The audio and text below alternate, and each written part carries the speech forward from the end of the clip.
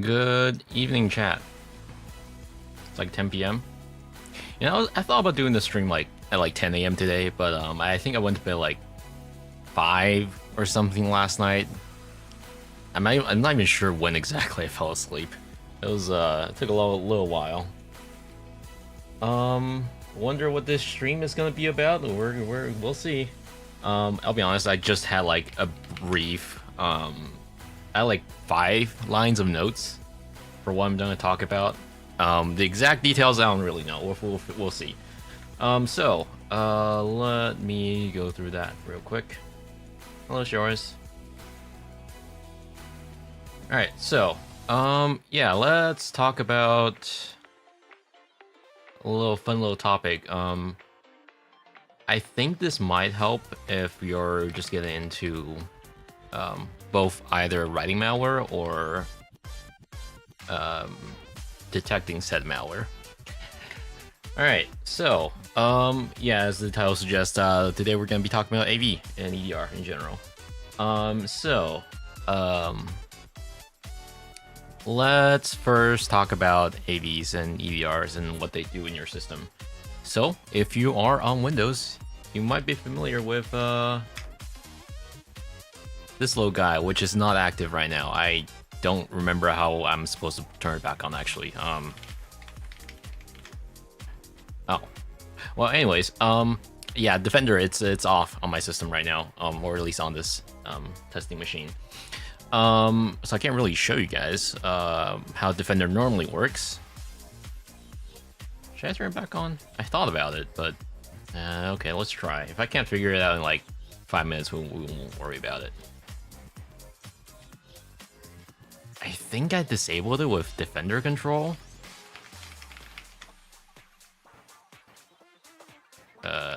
GitHub.com.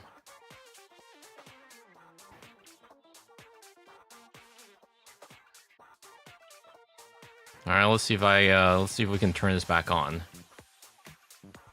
If it works, it works. If it doesn't, yeah, okay, yeah. It's malicious. I get it. Here, I can never remember if it's uppercase or lowercase o for curl. All right. Yeah, we're gonna start admin.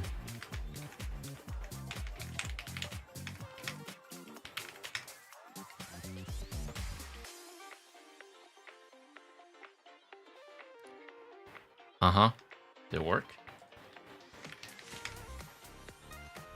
I might need to reboot. Give it a little bit.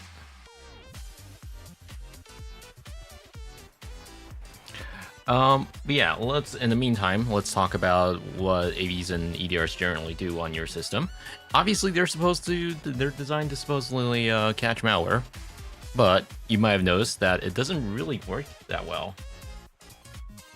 Sometimes you might have noticed that it may have accidentally deleted your the thing you just compiled, or if it's a mod that you downloaded that you know is completely clean.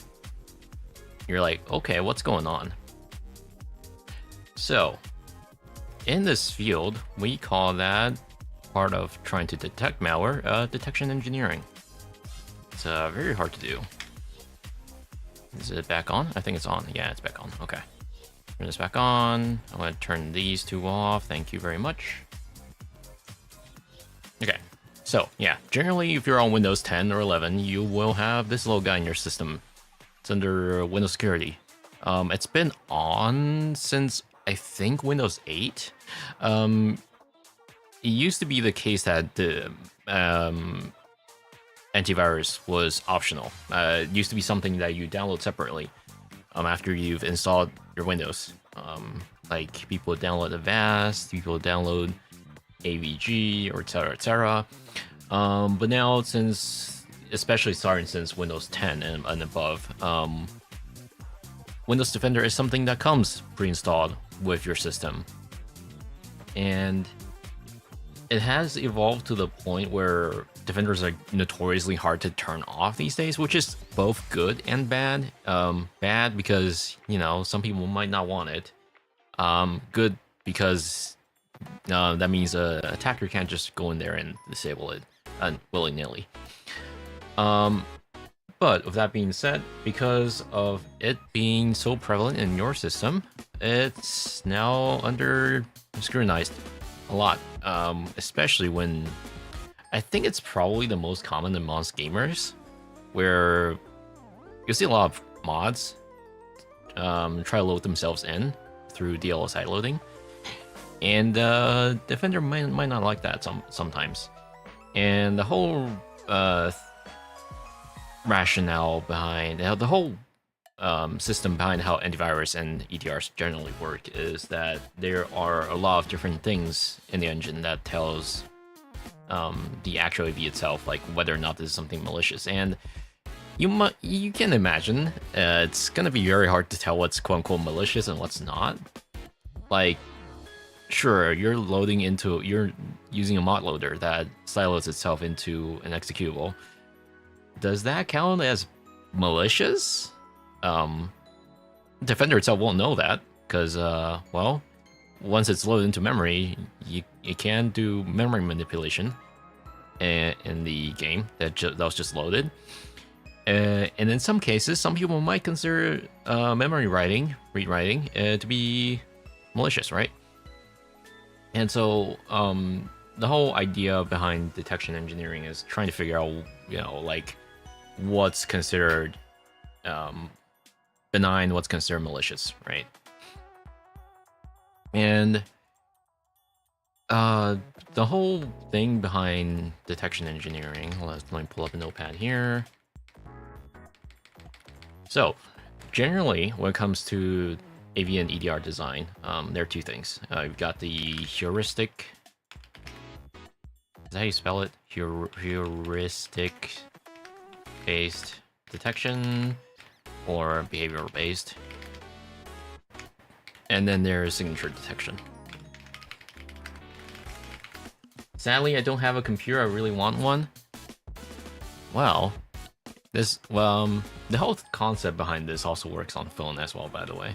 I mean, it's pretty much the same behind everything that tries to detect anything malicious.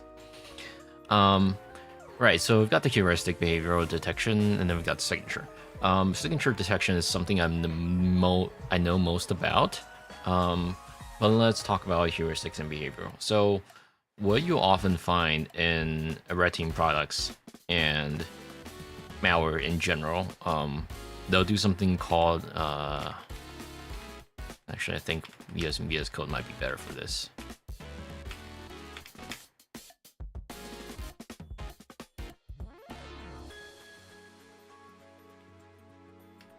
Yeah, come on.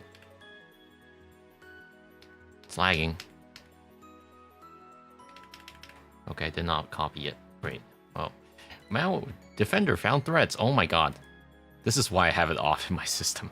Yeah. In my sandbox, not my actual system. Yeah, here. Okay. I'll get back to why it's doing that in a little bit. I'm gonna close the folder for now. Do you normally know so much about computers? I mean, it's kind of my job, really. How do I zoom in on just the text? Zoom? Font? Font size, there we go. I thought it's normally Control Plus. Oh, whatever, you get the idea. Anyways, heuristic and behavioral based detection, and then we've got the signature based detection. So let's start over again because I got cut off mid-sentence. So heuristics and behavior-based detection. You might often see in various red team products. So they'll have a little something called EDR unhooking.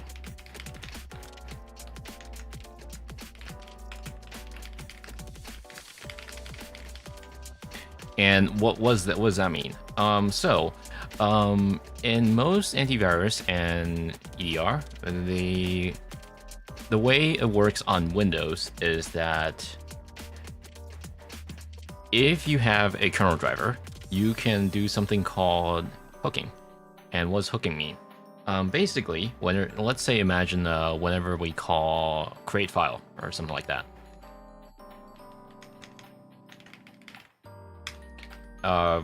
Let's say I'm gonna call create file, and normally it's supposed to go straight to nt create file, and then the ntdlo does its thing, and then it goes all the way back. Once it's done, goes back to the caller that called it.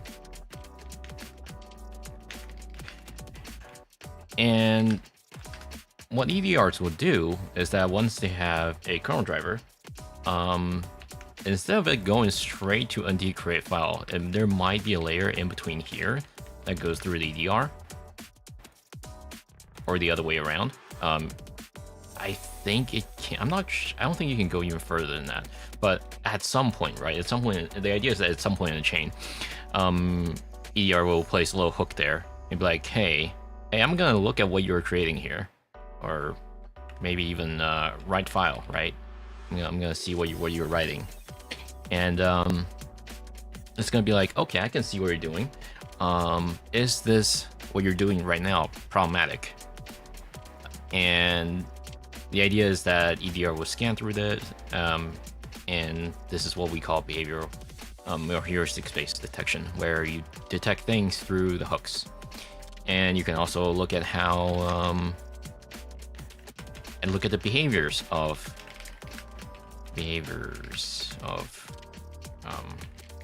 like, instead of the way it works is that instead of just checking the hooking, what they might do is they might try to take a look at the process that's currently suspected to be malware, and see how many things it's doing within a short period of time, or whether or not it's or whether or not it has touched files that shouldn't be touching.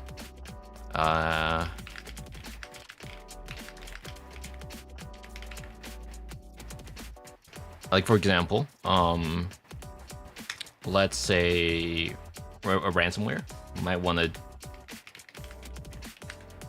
delete your shadow copy that's on your system. A shadow copy is basically like a restore point. You can think of it like a restore point, but not quite. But like, for the sake of the argument, let's just say it deletes something that's basically like a copy of your system, and that makes it so that restoring won't be like super easily doable. And obviously at this point, an EDR is going to be like,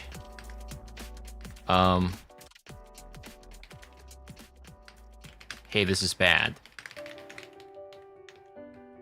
And it's going to think that, hey, whatever's touching that thing, it probably shouldn't be touching that thing in the first place. And that's why it classifies as a malware. So you got behaviors like that, right? But at the same time, like, if it's silent malware, if it's silent DLL, do you consider that malware? Question mark. Because like it's hard to tell, right? Because sideloading DLL itself is technically not a vulnerability.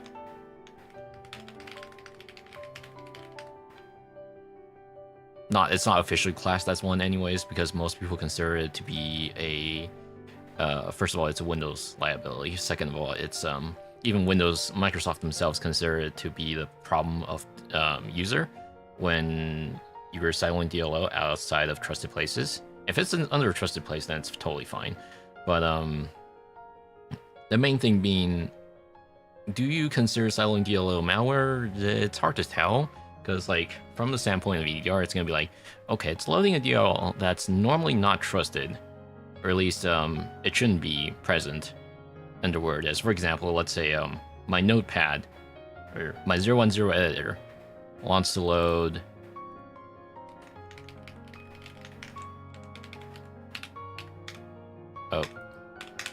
for example, if my 010 editor wants to load version.dll, well, that's normally not supposed to be there, because we know version.dll is supposed to be under Windows System 32. So EDR is gonna be like, okay, that's suspicious, and it might mark that as a suspicious file, but like, whether or not it's a malware, it usually depends on what it does on runtime. So the whole job of EDR is also trying to figure out, like, they have to walk the fine line between whether or not to pick this up as malware or not. And yeah, that part is going to be difficult.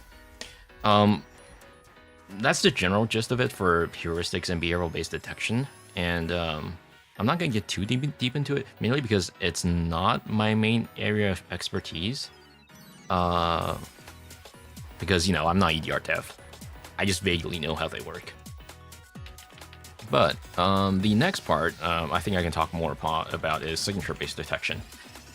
It is kind of vaguely related to what I do on a daily basis at work. So the idea of signature-based detection is that instead of relying on behavioral and heuristics, because these kind of imply the things will be running already in the first place, right? Instead of doing that, we detect it statically. And you know, there might be various ways you want to go about it. For example, if we the most common way would be just hashing the file to see if the hash of the file is known to be malicious. Because, like, for example, when we know something is malicious, we would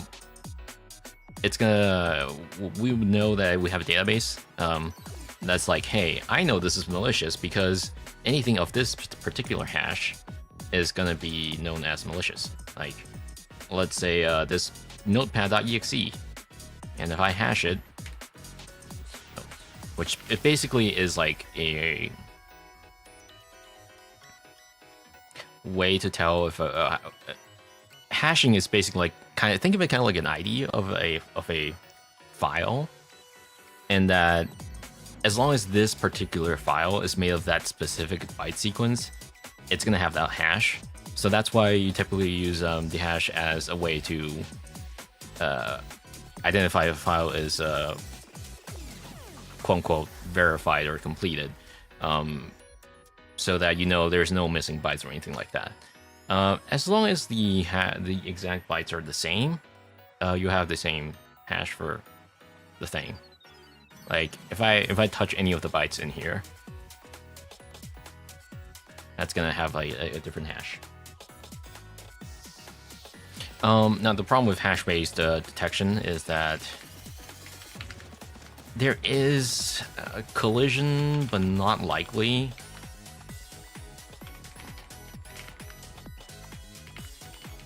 So, since hashes are based on calculations of the input bytes, you know, there is a tiny chance if the outputted hash type is like very short, there's a chance for something to be collided with. For example, if we use a classic example, which is CRC32.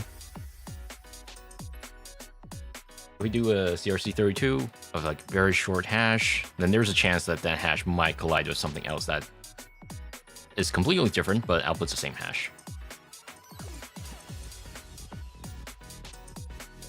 I know this is off topic. Have you ever played a game while live streaming? Yeah, we totally have. That's what we usually do, actually. And then there is the problem of anyone can just flip a random byte. And now the hash is completely different. And some of the malwares actually do that whenever they run. What they'll do is they'll append a random byte to their to the end of what was written. Like, let's say, for example, I am a malware.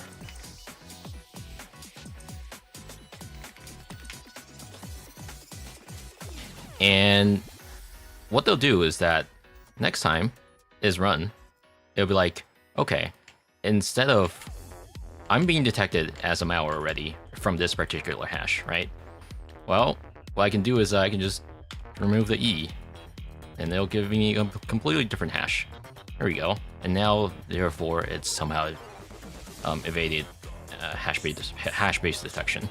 So anyone could just flip a random byte by adding, removing, or changing a random value inside of their executable.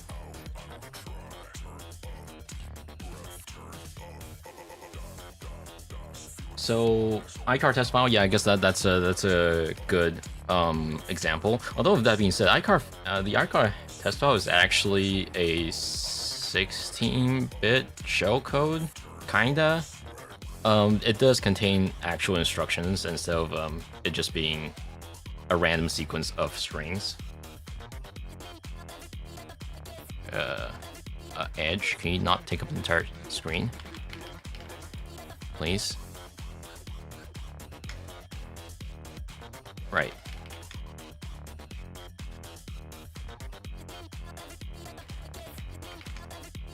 iCar 16-bit instructions. I think this was this was mentioned in other write-ups. Basically, the anatomy of the iCar is that it can actually be disassembled. It's actually valid instructions. So the only readable part is this string, but like, the rest of it is actually instructions.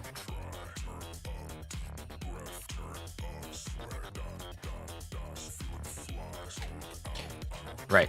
So there's hash basis detection. It's like fine for the most part, but like not great. And this also causes a problem with a lot of the IOCs that are generated by vendors and researchers.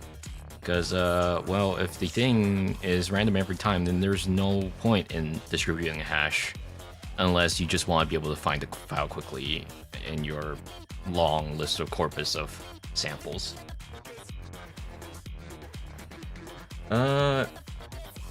Maybe EDR, the vendors have a specific list of words, syscalls of timings. If they see any syscall flow from that list, they scan the process stack. Understanding that really helped me figure out sometimes we just won't detect obvious stuff. Yeah. There are, I think, places where they would scan through the syscalls and check from there. Also, I've seen other ways of malware going about defeating EDR is also in another case just calling syscalls directly, and that might not always be very detectable. It's not super common, but like it does in some of the more sophisticated ones. We do occasionally see syscall ones, but yeah. It's a bit surprising to me MDU works as well as it does, given how I recently saw a video how you can smuggle a reverse shell pass basic things with XOR and file sizes and randomness. This is limited parses hollowing that's been around since XP. Yeah, so we're gonna get to that in a little bit. It is another reason why I think detection engineering is very hard, because well, let's first talk about how this is done first under a normal circumstance. So, normally of signature-based detection, we have something called the R rule. Basically, it describes what is in a file, and it's basically pattern matching. So, like, think like regex, and you're just grepping the entire file and looking for a specific string. That's kind of how it works. Kinda. So, like for example, if we go to some of our past YAR rules that were written on stream, yeah.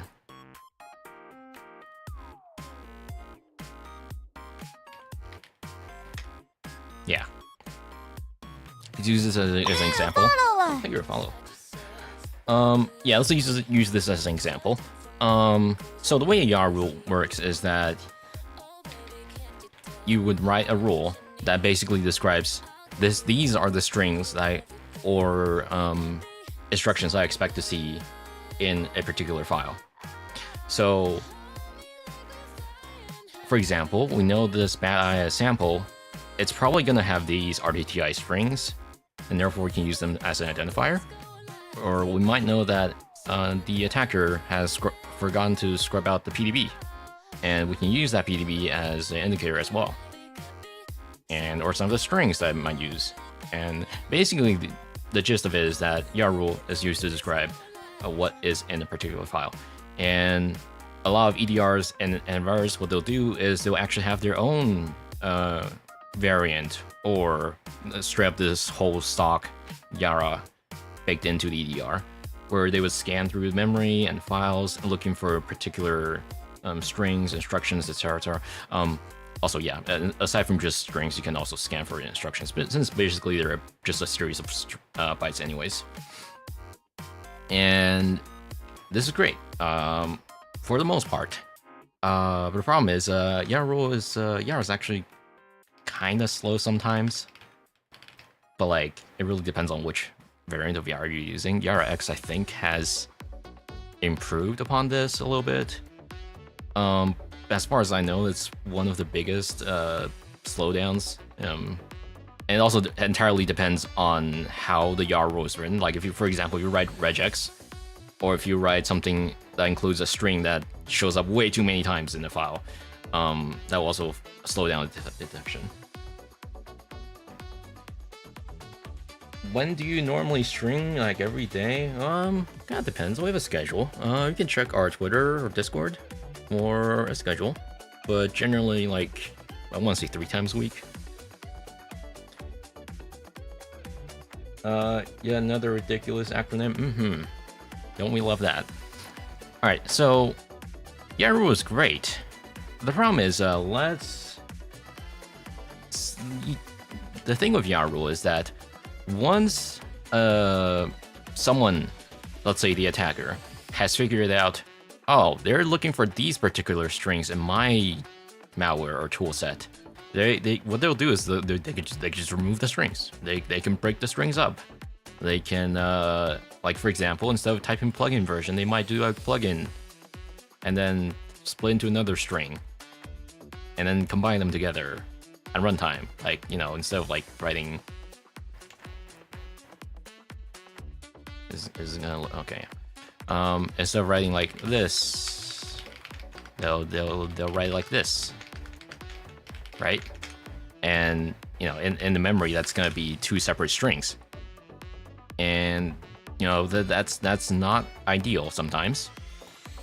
That's also why string-based detection can be very helpful, but can also be the detriment sometimes. That's also kind of why sometimes you'll see EDRs or antivirus, they'll flag a file that looks completely fine. It's actually legit as well, but just so happens to contain some of the strings that it knew to be bad, and it's gonna flag it. That's basically how some EDRs or AVs misdetect things. That's one of the reasons. So, yeah.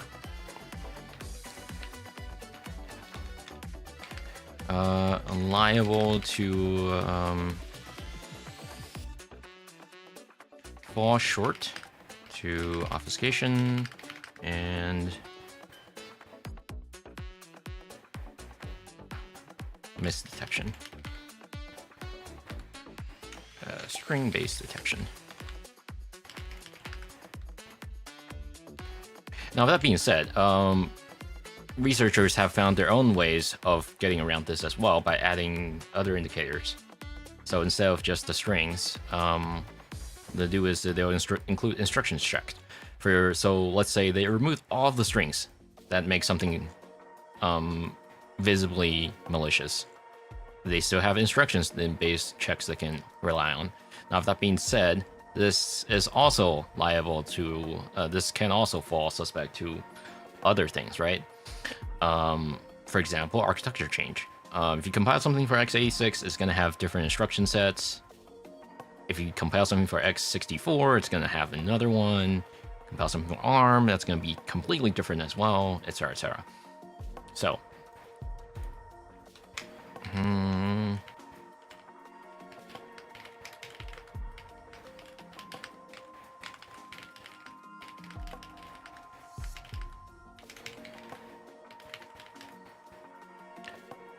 so yeah, there's that. Yara rule is basically what I write like daily.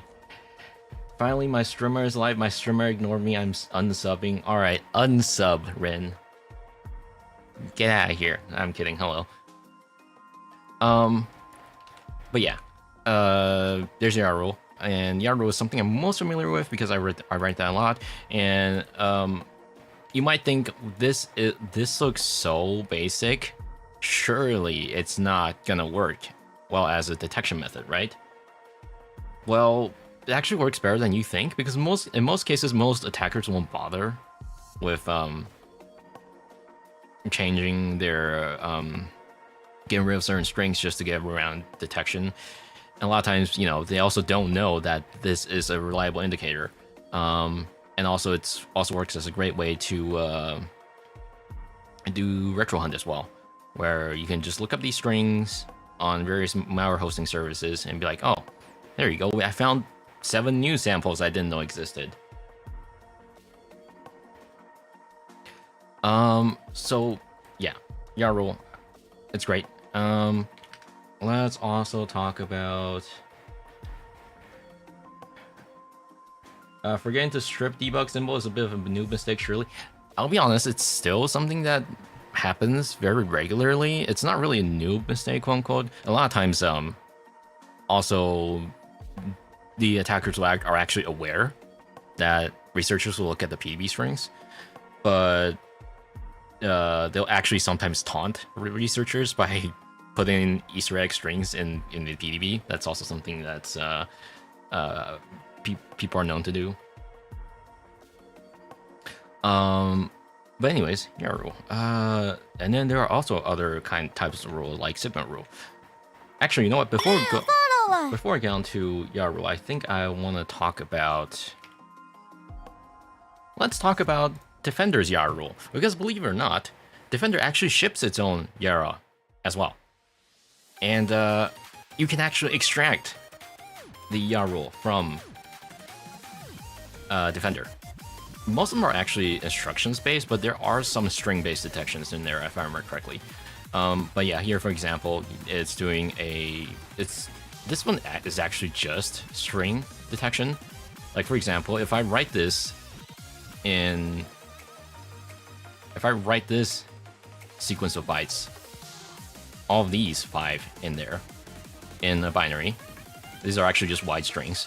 Just, you know, this is instead of it being ASCII, it's in Unicode. If I write these together in a notepad somewhere, and it's somehow stored in UTF-16 LE, then it's gonna be like, oh, this is malware, isn't it? I think we can try that right now, actually. If I remember correctly, Notepad can save as, yeah, you can save as UTF-16 LE. So if I do this,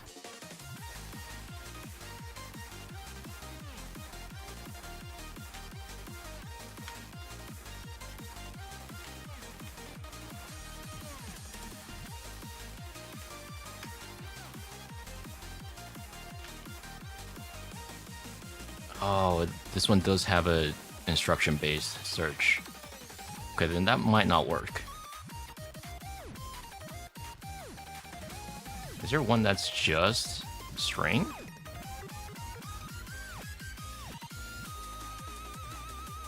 Okay, there are some instruction-based one, but the idea is that Defender is liable to the same issue, where some of the YARLs are not as well written, and what ends up happening is a benign file that just so happens to have those strings gets flagged. With that being said, a well-written YARL will try to avoid very popular words. Like, I'll see a lot of newcomers in the scene. What they'll do is they'll write a YARL that's like,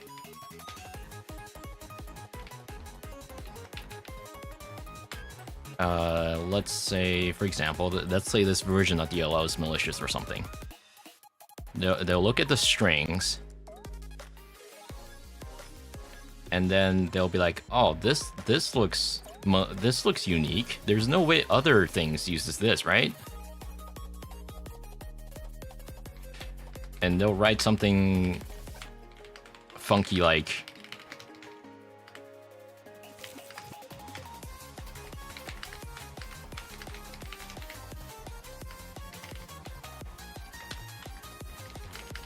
all right, guess what? What's gonna happen if I run this? Well, guess what's gonna happen when I try to run this rule across my system.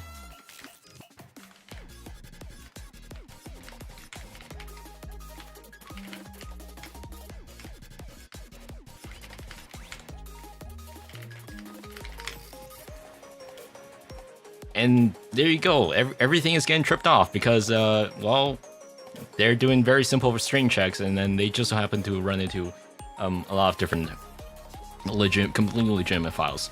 And that's also what makes YARUL kind of, I would say there is a little bit of learning curve as to what you write in your rules, because a lot of people think, well, there's no way this file is gonna, there's no way a random benign file is gonna have this string, right? Let's say I have a really complicated string, like the brown fox jumped over a fence, whatever it's called, and they use this as an indicator, put that in the YARUL repository, and then they're gonna be like, well, actually, you know what? Let's put a S here. They're gonna be like, oh, there's no way anyone's gonna spell jump like that, right? And they'll use that as an indicator, and that just so happens to run into a file that somehow, for some reason, has a S behind the jump because they made a typo or something, and that ends up marking the file as malicious. And yeah, this is one area to watch out for if you're writing YARUL. Always be very careful with what you write in your detection rule.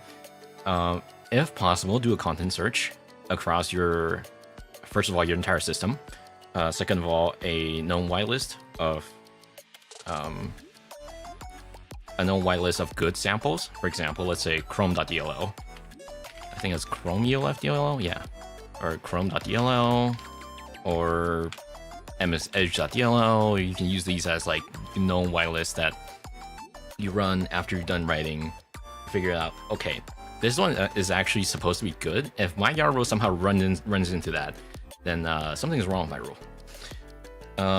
And third of all, like I said, do a content search on various platforms. You can test the YARUL, assuming this is not a production YARUL and you're not writing it for a company.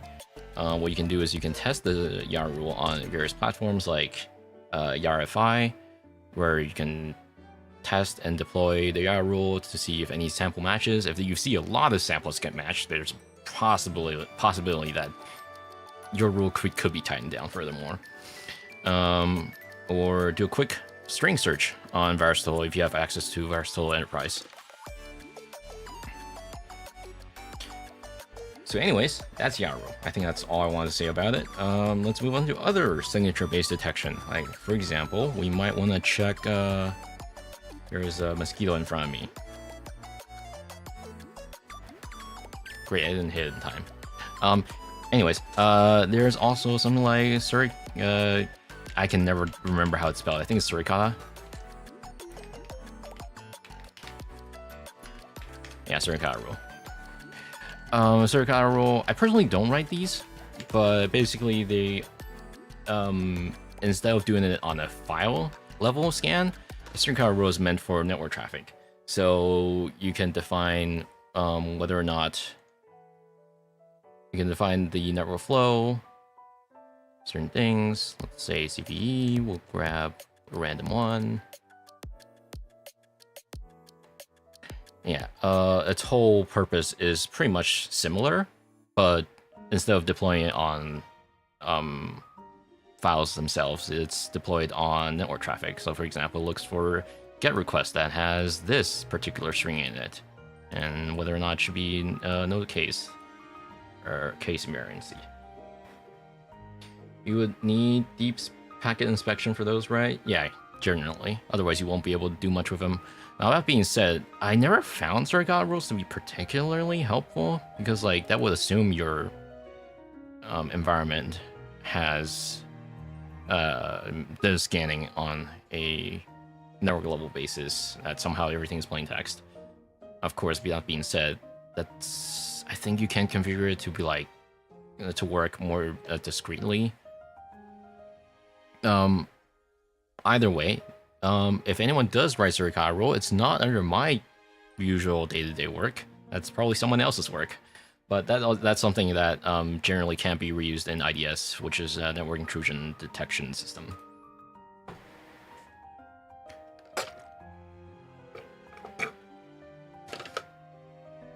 I'm almost out of tea. Alright, I'm gonna catch a quick breather real quick. Actually, you know what? I'm gonna go get some water. I'll be right back.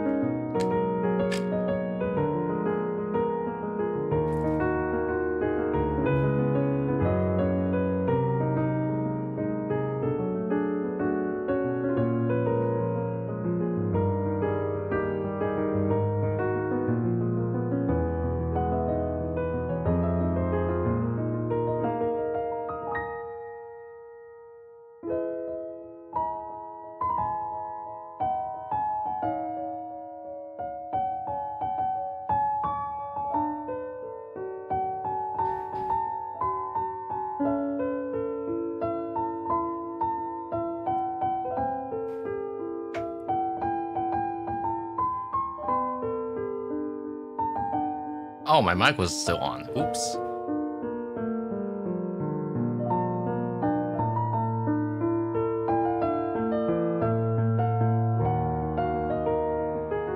I'm waiting for the pre-roll ads to finish.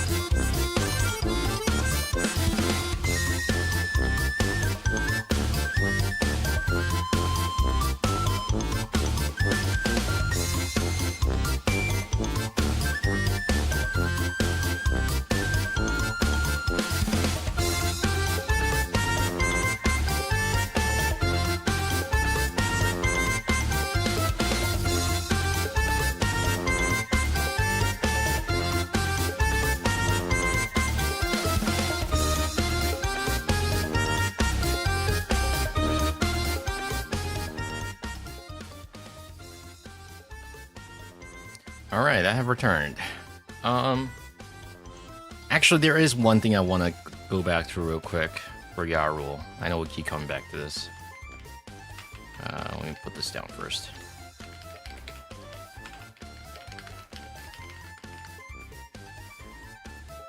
So many years ago, I had a version of Norton where if you turn on Bloodhound heuristics all the way, it detected a legitimate Windows component as malware and Windows no longer booted. So a few years ago, I forgot it was Norton or Avast. One of them accidentally marked. This was a known thing, by the way. A few years ago, this made a news headline where one of the AVs detected SVC host as malware and just nuke SVC host and then bye-bye Windows. You can't really boot the thing anymore. And yeah, that was the whole thing that can happen if it's not done properly. And I also would like to mention that YARU is very easy to accidentally screw up, especially if you're writing a very complex YARU. I'm not gonna go into details, but a few months ago, I wrote a YARU that I had very limited time testing, and we were expected to ship the YARU like within a day or two. So like I was doing the last day testing, and I checked with my existing samples. All of them returned, all the expected ones returned true positive, and I did a scan on my system. There was no false negative. Okay, we shipped the rule. The next day, hundreds of endpoints around the world were picking up files, specifically chrome.dll. And yeah, the YARU I was writing for had like extended obfuscation routines, and chrome.dll just so happened to have the same thing. And yeah, I did not pick that up during my testing, and we had to do an emergency hot fix for that. And that was a whole oopsie on my part. Like I said, YARU can be very, very, very complicated. These look very simple. That's because they're basically just instruction byte matching, but you can write something very, very complex. You can do math in here. You can do for loops in here. You can do XOR, you can do base 64 detection and whatnot. There's a lot you can actually do with YARUs, but the moment you start writing complex YARUs, there is a chance that you might screw up somewhere without realizing. But yeah, this is also another case I like to mention for obfuscated samples specifically. You might think, well, if a sample is very obfuscated, can YARU really work? And the answer is kinda. For the most part, it really depends on the obfuscation scheme used and how it's actually done at compile time. But in most cases, for obfuscation that obfuscates, for example, calls, instructions, strings, etc., what they'll do is at runtime they'll either decrypt something, or they'll have a hash, or the way Win32 API call this will look almost exactly the same across builds. And you can still write YARU for those particular instructions around certain when or where a call is made, or if a string is pushed onto a stack, etc., etc. You can kind of write rules around it. So I would say YARU is still effective against some of these obfuscated builds. That being said, ideally you want your YARU to be as simple as possible. You don't want to think too hard outside the box. If a string-based detection works, go with that. Or maybe additionally add in a instruction-based detection so that when one fails, the other still works. Things like that.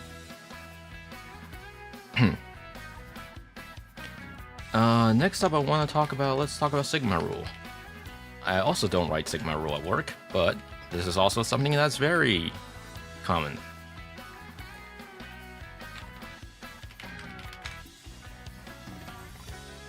So basically, Sigma rule, I have no idea what this is. Sigma rules are basically, instead of detecting the file themselves, Sigma rule is something that describes, for example, a process chain. It's more or less detecting things that are like behavioral based. For example, it's going to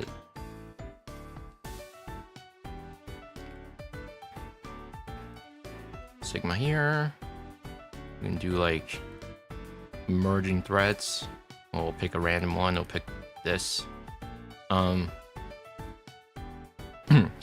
Basically, instead of doing it on just a stack file, it's more like behavioral based. So here you can see it is looking for events that looks for curl and whether or not it has a certain file name involved, or whether or not anything has made a DNS query to these domains, etc., etc. So these are more like behavioral detection, but like, you know, it's written as a rule.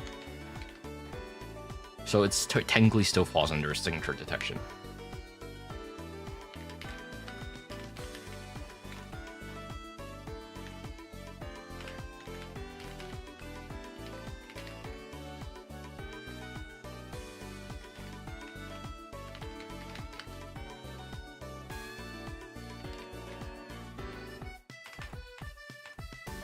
Something like that.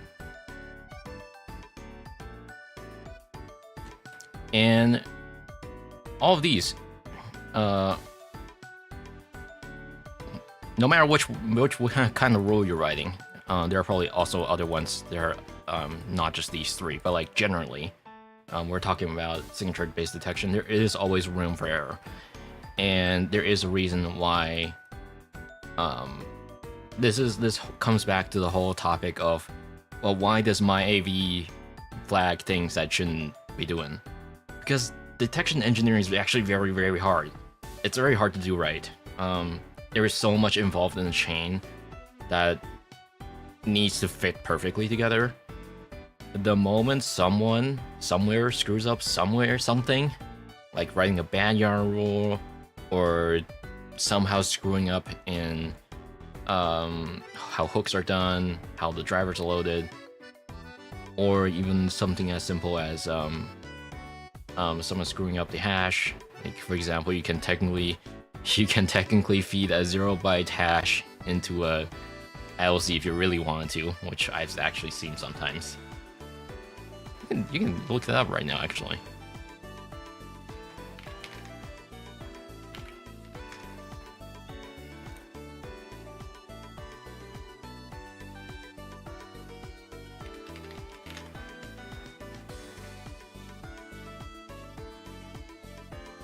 There are some vendors that have... Okay, virus won't load. That's cool.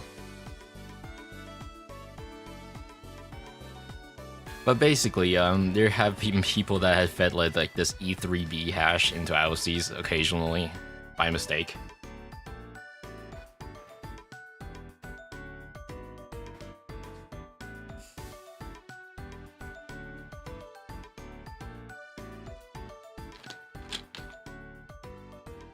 I don't think we're... Oh, I was gonna say won't load, but there we go.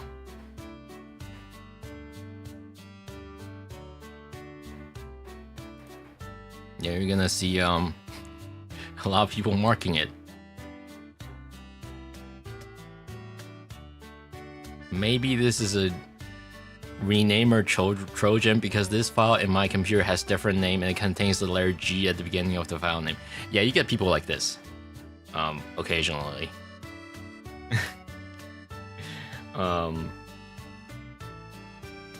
So that's also why hash-based detection is also liable sometimes.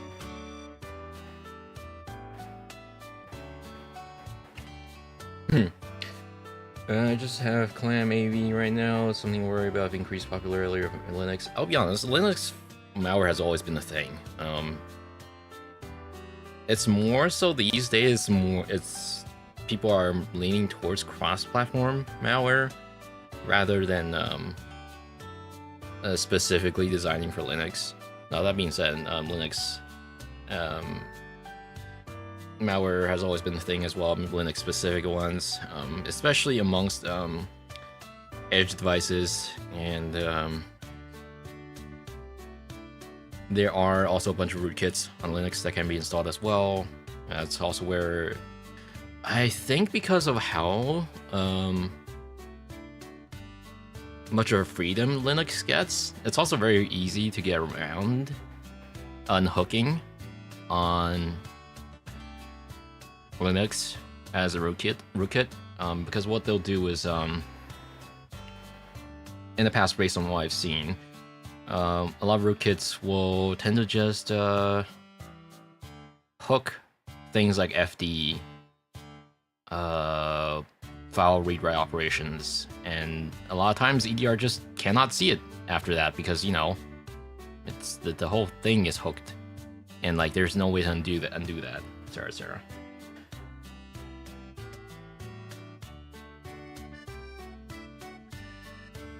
Recent AUR attacks have been quite interesting. Culture of curl sudo bash has been devastating. This is still very common, by the way. I know a lot of package installers or software will just ask you to do, hey, run this. Like, can you do a curl sh combination? And most people just do it because, you know, it's common across things like, let's say, oh my zsh or something. Or they'll be like, hey, can you do this curl and then sh it real quick? And yeah, legitimate things do this. Malware also do this. Because let's take North Korean or DPRK specific ones, for example, the ones that use npm. Do I have a script here I can demonstrate?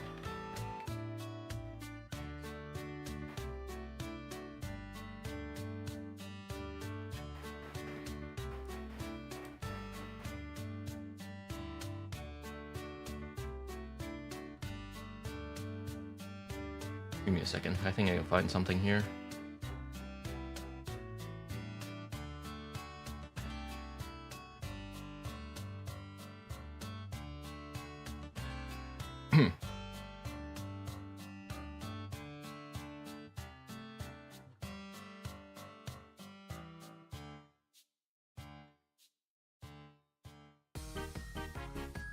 Yeah, you know what? Let's use this as an example.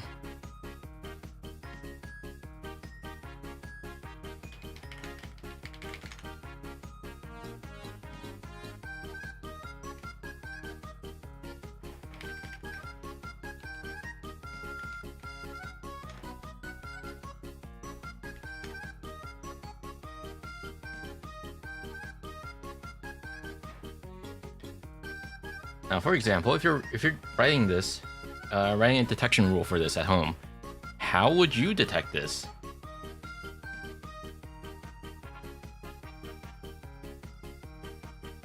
How would you go about writing a rule for this? Because this is kind of hard, isn't it? Because how are you gonna stop this and detect this somehow? Are you gonna use the min w msys asterisk part? No, that's very common in uname detection. A lot of legitimate software does that as well.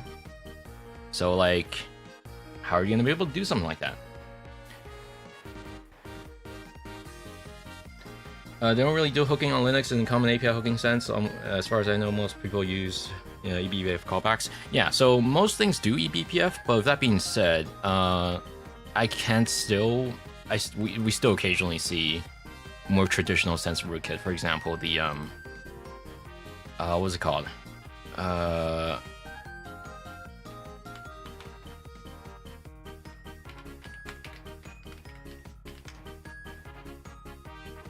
On GitHub specifically.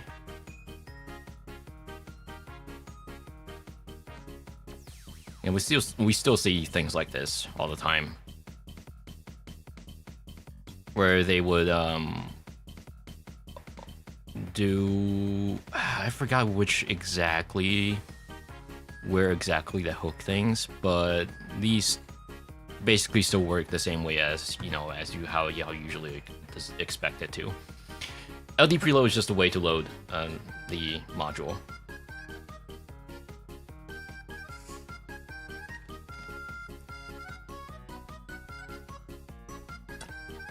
But the idea is still kind of the same. Now, that being said, we've definitely seen more eBPF rootkits more. Because I think if we look back to... there was a good talk about it during BB 2025.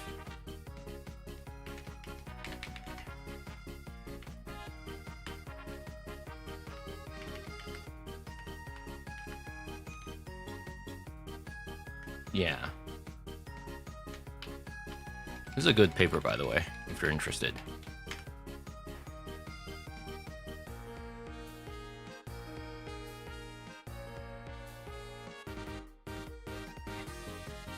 Basically, Linux rootkit has kind of been evolving for a little while.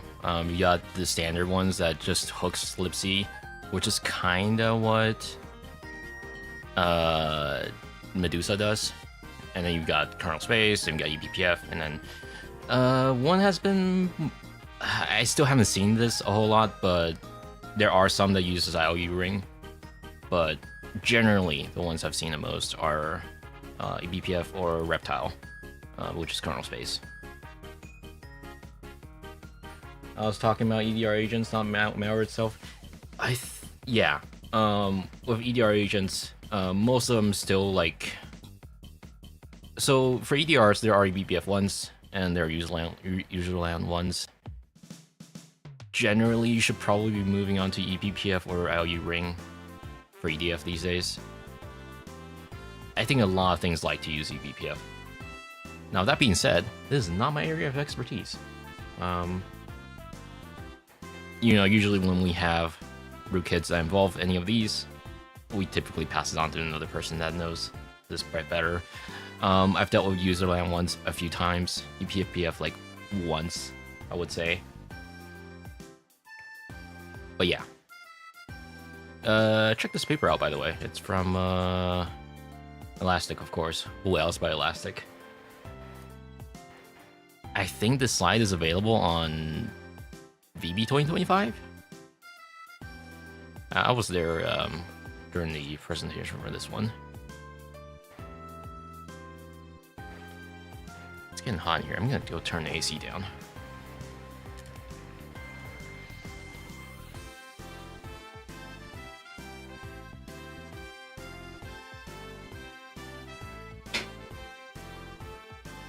You know, whenever I start streaming, my computer turns into a space heater. I don't even know what temperature it's running at right now. That's probably hot.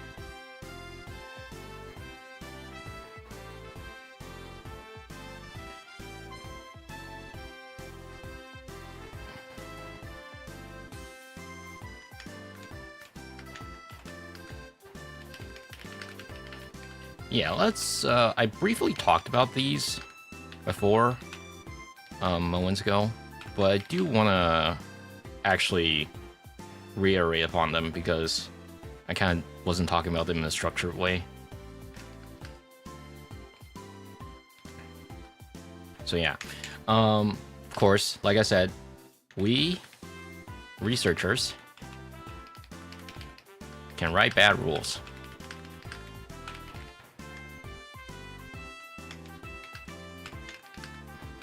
One little mistake in rule writing, you can potentially impact millions of endpoints. Now, generally, the way you go around this is obviously you would do a lot more rigorous testing before deploying the rule. So it's not just, oh, whoopsie, I made a little mistake. Obviously, there should be ways that prevent that in the first place, where you would test rigorous. How do I spell rigorous? There we go. Testing beforehand.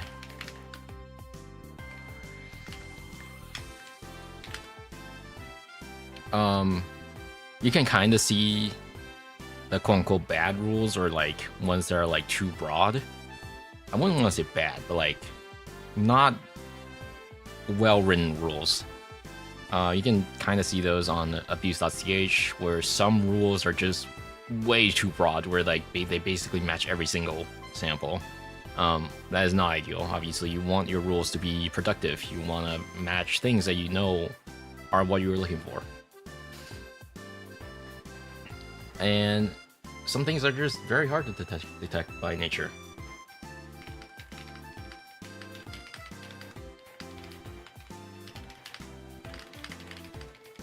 You know, we got obfuscated samples, we got hacked samples, like VM Protect, that's gonna give you a hard time trying to match.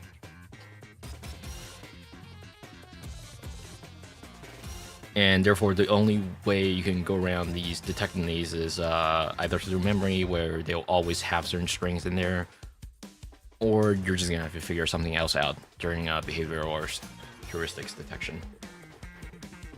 Have you ever played games that peaked in the bad year where COVID was everywhere, which is Among Us? Among Us I played a little bit, but you know what else peaked and then died after that? Freaking Waka. Every time I'm gonna mention Waka during any opportunity. But anyways, I'm gonna go back to this real quick. I'll talk about what chit chat later. Unhooking. Obviously, we went through that. Sometimes things can just be unhooked. Evasion is inevitable. So, you know, we got EDR unhooking, and attackers will just reiterate, and it's basically a cat and mouse game, right? What they'll do is, for example, they might upload the sample onto VirusTotal, see how many people have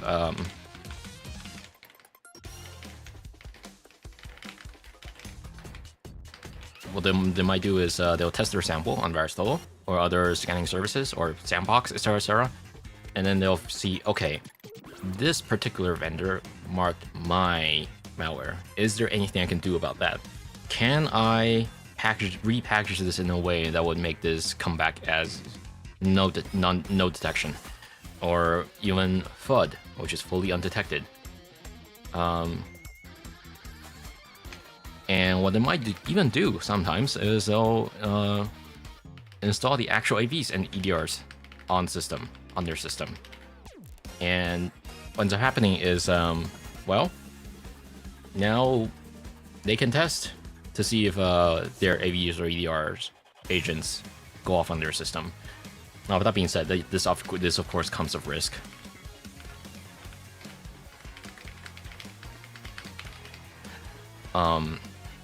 There have been numerous reports of EDRs looking through their customers' reports, and then they're like, "Oh, wait a second! This is clearly an attacker trying to test our system." And therefore, it's sometimes considered bad OPSEC. Never actually uploaded my samples to VT because I'm paranoid. Ideally, you shouldn't be uploading samples to VirusTotal anyways, especially if you're an attacker, because that also kind of exposes your timeline a little bit.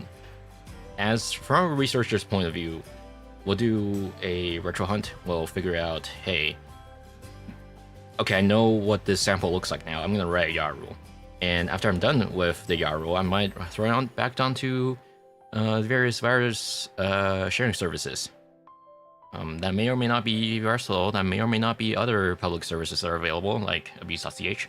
I'm gonna throw it back in there, and if I see something that's like a few months well ahead of the actual attack took place, if I see something like that, and sometimes they'll because it's a test sample, sometimes they'll set the C2 to like private IP or localhost, or sometimes they'll have a PDB that's still in there, or other debug level strings that are present in this few months earlier build. And that gives us an idea as to what the timeline might look like. And that's something that we can use as intelligence.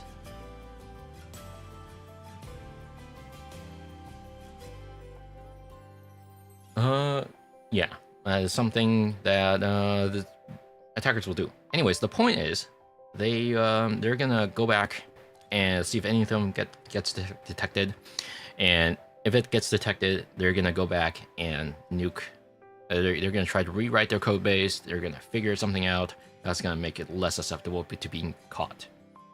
And this is something That is similar to how cheaters and anti-cheat developers kind of go around playing with each other's stuff as well. Anti-cheat developers will write their cheats, and if it gets caught, well, time to rewrite my thing so that it doesn't get caught. Kind of the same cat and mouse game on that side of things as well. That's also kind of why a lot of EDR developers actually have had a anti-cheat background, or vice versa, because these people probably know Windows the most, or systems the most, where they know how to go about detecting or evading things. I also hear that scanners on Versal are simplified scans relative to full product. They don't do full behavior analysis, in which case you're not going to get 100% FUD results. Yeah, that's generally the case. A lot of times you'll see these FUD samples that aren't quote-unquote detected because, well, it's very much just a static scan, and there's only so much you can do for a static scan without actually running it. There's also the fact that sometimes they don't want you to know whether or not this is actually malicious. Like, some vendors might not tell you that they can actually detect them. So that's why it also comes back as FUD sometimes. Like, there are tons of samples out there that I know are blatantly malicious. Other colleagues know that as well from across the industry. And there's no way people don't know this is malware. Although with that being said, whether or not they're being intentional on virus level, I don't really know. That's just a speculation on my part.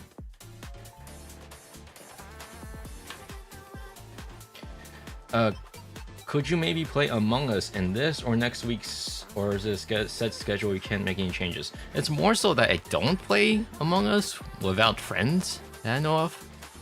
So, co-op games I kind of need someone to play with.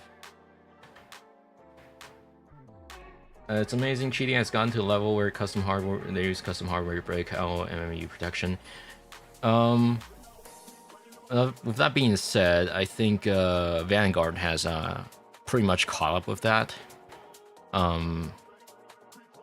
Like, you know how there were people complaining about controllers being broken or something like that? NVMe controllers being broken or something like that? It turns out that was kind of blown out of proportions. I talked about it on Twitter back when it happened. I think it was like a month or two ago. Anyways, the idea was that they turned up the LMU protection that requires verification on the hypervisor part. I forgot the exact details, but I talked about it a few months ago on Twitter.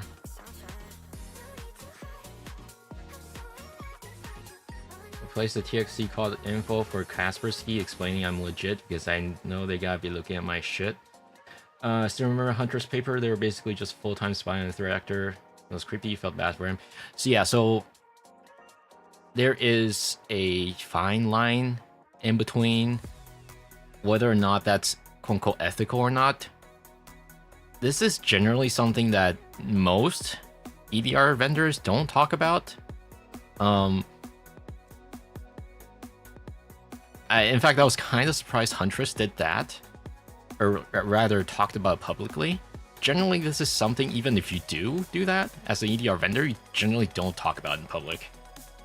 You would keep that type of information TLP red or amber at worst, and never white. But yes, EDRs tend to have a lot more visibility on your endpoint. Now, of course, this is all typically disclosed when you install the EDR, when you sign the contract for buying or purchasing an agreement.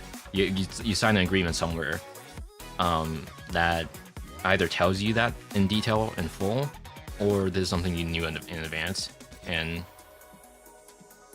you already know you're consenting to something that is kind of required for them to guarantee as much as security as possible, i.e.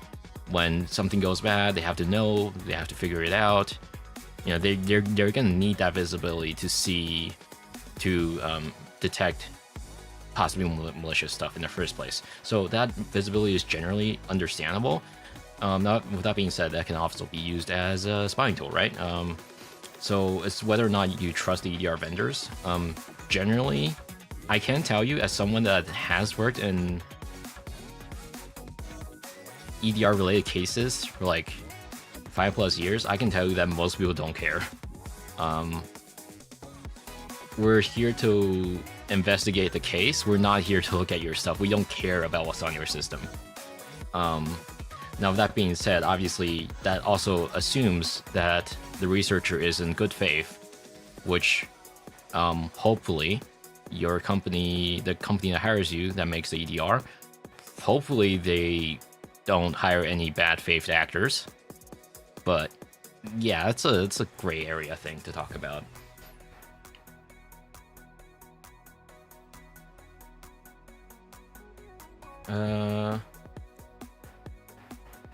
What's the context of the response? Yeah, it's the Huntress thing.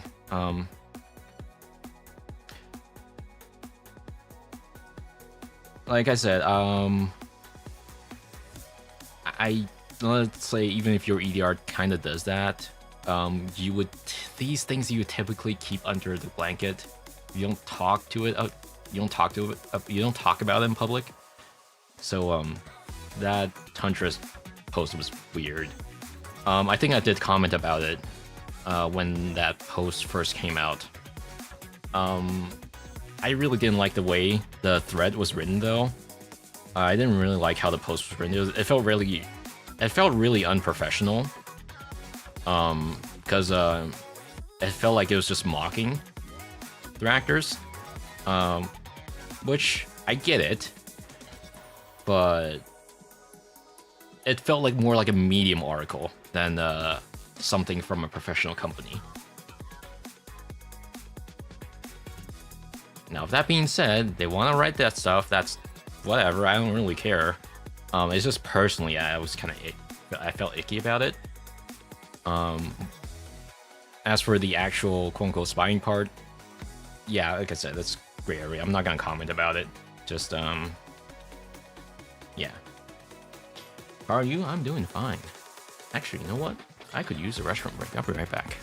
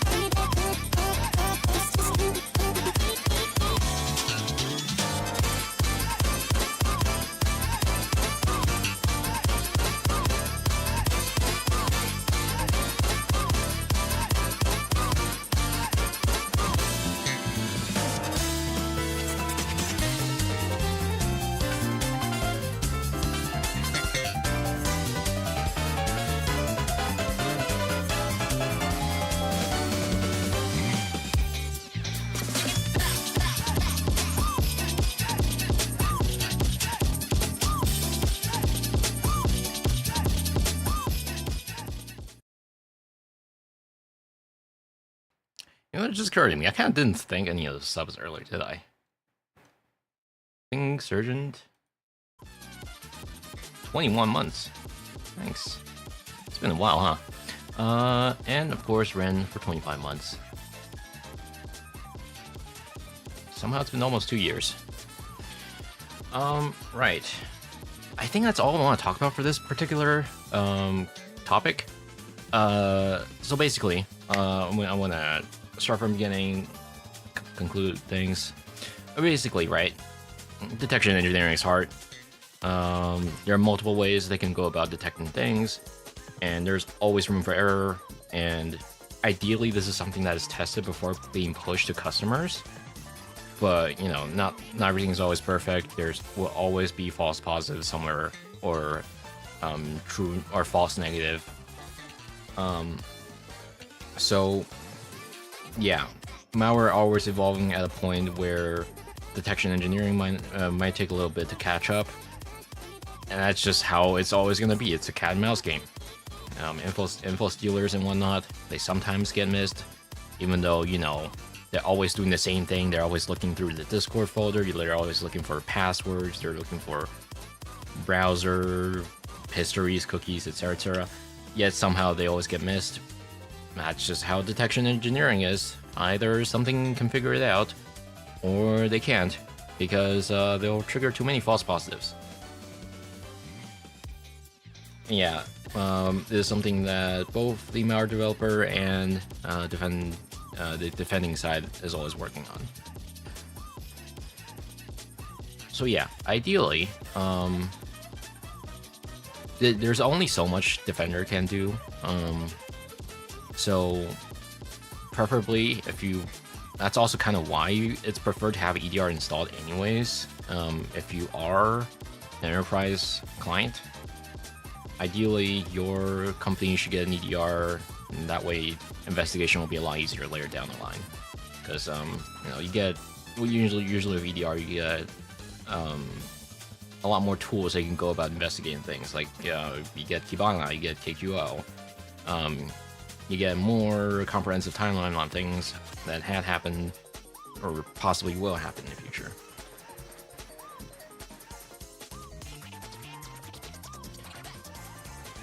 Alright,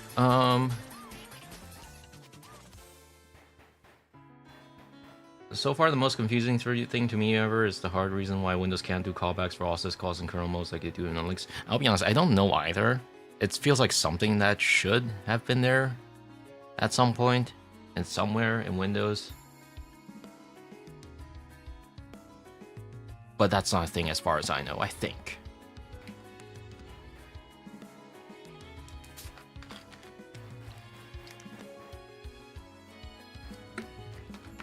Alright, so I want to talk about, now that we're done with this topic, I want to talk about REWorkshop in general. Yesterday I was having a hard time thinking about what we're going to do with REWorkshop next, because it feels like we've talked about everything. But in reality, I feel like that's a packaging issue rather than I've actually talked about everything under the sun, because I haven't. And the biggest problem with REWorkshop in the last 20 plus episodes, there are some that were done quote unquote better than the others, is that REWorkshop was packaged in a way that for the most part 80%, 70% of it revolved around a topic that it was more like a diary than anything. There were only select few of them that were like educational, informal, that came prepared, that with something interesting to talk about, or rather than just me winging it and trying to figure out what to talk about. And I think the select few that were more informed, educational, and things I knew what I wanted to talk about, I think those had done better view-wise.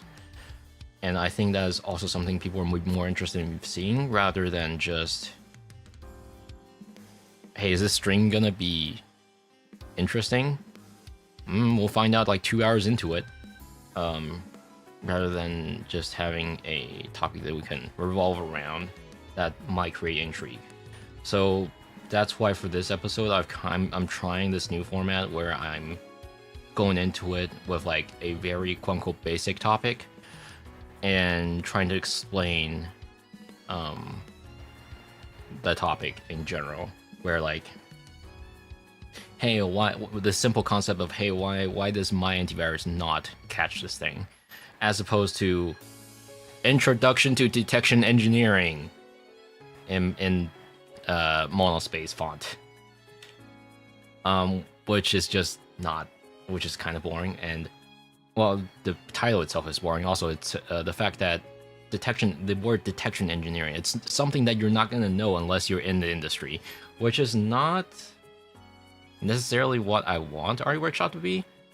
I think I want something that's like fun and something people can understand, having zero knowledge about this particular thing.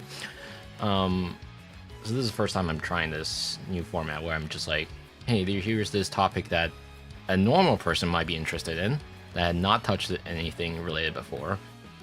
And yeah, I'm hoping to do more in the future. Now, with that being said, I also have to figure out, I think with this type of content, I definitely have to be a little bit more involved in prepping. Not as much of a prep as like malware deconstructed, but like, you know, I have something to talk about. Whether or not this is a viable topic is also I'm gonna have to evaluate that, whether or not it's a thing. It didn't really click until yesterday. I was looking at my YouTube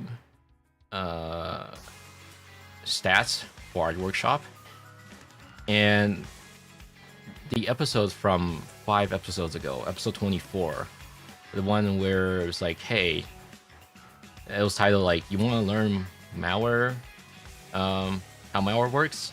I think that was the title.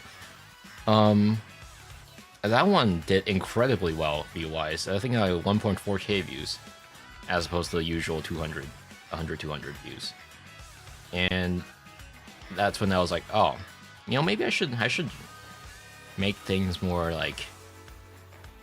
intriguing as a concept, and then ease the viewers into it.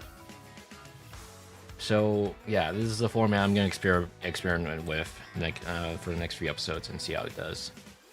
I also thought about editing down the episode 24 to see if I can create any actual videos out of it, or shorts. I've never been a person that likes short form content. I hate short form content. I have shorts hidden and or disabled in my YouTube clients.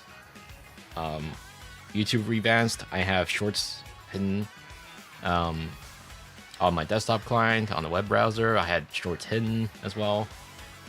But I think if I want to be seen anymore, I have to embrace the format a little bit. Not like all in on it, but like make some.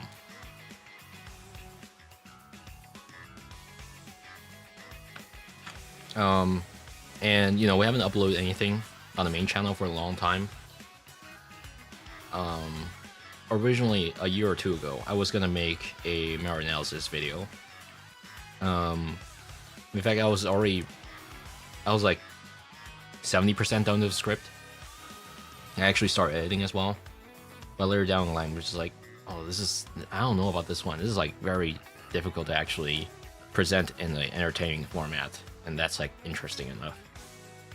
And the biggest problem I have as a content creator is that if and when I want to talk about technical things like this, I'll get too technical, which is not necessarily good, because obviously when you get too technical into it, at some point you're gonna lose the audience that came in here just to learn a few things or two. What I've heard from a lot of viewers is that this is too difficult. I don't know what I'm looking at, and that is something I'm hoping I can better improve upon, where I have to make this thing very easily understandable. We might have to like go back to basics, quote unquote. Like, let's say the concept of certain social engineering attacks, right? Maybe like, okay, I know what phishing is. Why does this need explaining? But I think the reality is that there are a lot of people that don't really know what it is, or like, okay, they might know what phishing is, but do they know what click fix is? I think that is something that I need to think more about. I was thinking about this whole where should I take the series next to. I was thinking about it for like 3+ hours last night. I think that's kind of why I went to bed at like 5 or something, because I was just thinking about this very hard and debating on what am I doing with this thing. But anyways, yeah, if you're new here, I hope this particular episode has been somewhat helpful, and I'm actively looking for feedback for this series in general, because like I said, I'm sorry, excuse me. For REWorkshop, I always wanted this series to be fun, educational, and I think fun being the most important part. And at some point, it really started to devolve into a diary type of thing. Like, watch me write COPPA rules. That's fun. Not. But yeah. And if you have any feedback, put them in YouTube comments or in my mod.how inbox. Which, speaking of, we have a little Q&A inbox that you can use.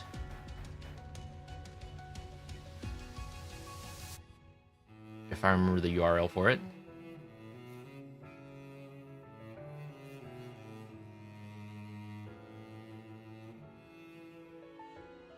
Your profile.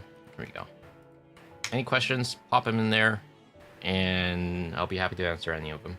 Either that or on Discord. Not in my DM though, just in my Discord server. Alright, I think that'll be about it. This is a little bit short, a bit of a short stream, but I think it's fine for REWorkshop.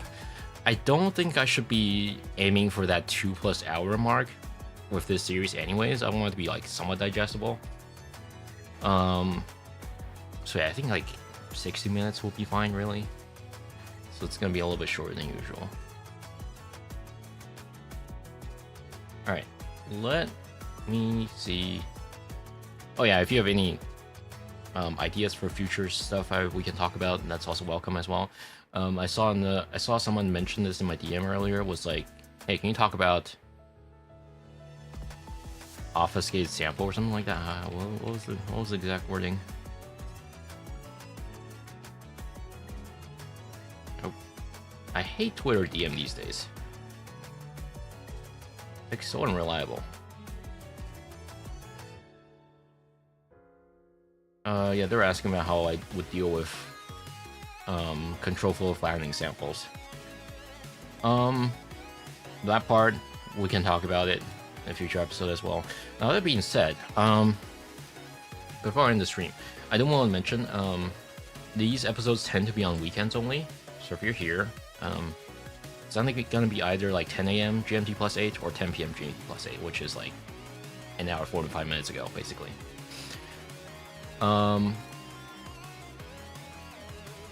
So with that being said, I'm gonna be away next weekend, so there will be no REWorkshop next weekend. It'll probably have to be the week after that, and I have to figure out a topic as well. Yeah, that's something we'll figure it out. But yeah, I want to see who we can raid. Who is streaming at this weird hour? I stream at a really weird hour that no one else is streaming at.